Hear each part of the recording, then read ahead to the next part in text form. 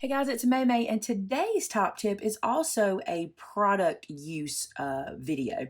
This is called a QuickStik. It helps if I turn it where you could read it. This is called a QuickStik, and it's by We Are Memory Keepers. It's one of my favorite tools.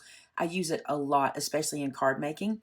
This guy has this little piece that removes here, and it has a pointy end, and it has this little flat kind of spatula end on the other end here. And it has some open holes in here that can be used for like curling paper, things like that. This normally stays right in here.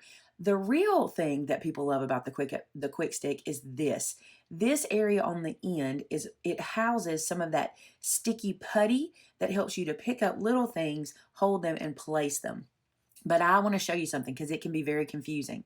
Do you see these threads inside here? You instantly think because you can see these threads that you need to start twisting something on this end, and you don't. This cap does not twist off. You'd be surprised how many people tell me they've wasted product because they thought they needed to twist this off.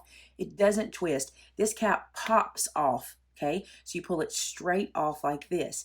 What this twist is for, I'll show you. I'm going to remove this this little cartridge in here. So if you twist this out, this is the cartridge that holds the putty in here. This has this plunger. You see this piece here? It's a plunger. And this little tool, when you twist this guy on, is what pushes, I'm not twisting this tight by the way, it just closed, is what pushes our product out. This is the product that will pick up the tiny pieces. See the little sticky, it'll pick it up for you. Okay, I'm gonna clean this off. There comes a time when you've used all the sticky from that little nub you can get and you need to reload your QuickStik. Let me show you this. When you reload, do not take this and twist it super tight because if you do, a lot of product is gonna shoot out, okay? What you wanna do is hold the nib, twist this so that it's pushing that plunger just slightly. So I'm gonna do like a tiny turn, and then I will watch the tip to see how much is going to come out. So another tiny turn, and it will push. It kind of grows as you do the turn. Another tiny turn. I use the right hand. I'm right-handed, not left-handed. So another tiny turn. I'm going to watch it grow. It's starting to come out now. I can start to see that come away. Another little twist. That's probably going to be all I need to do. And it pushes, and so that product kind of comes out slowly.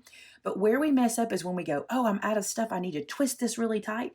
We don't want to do that. You want to twist a little click at a time. There it comes. Perfect. Okay, let me hold this to the camera so you can see. You don't really need more than that protruding out because you're just going to need to pick things up with it like so. Okay, so don't over twist. If you over twist, I'll show you. Well, I'll mess mine up so you don't have to. See what's happened? And it's going to continue to grow, and I'm going to get too much out of there and I'll waste the product.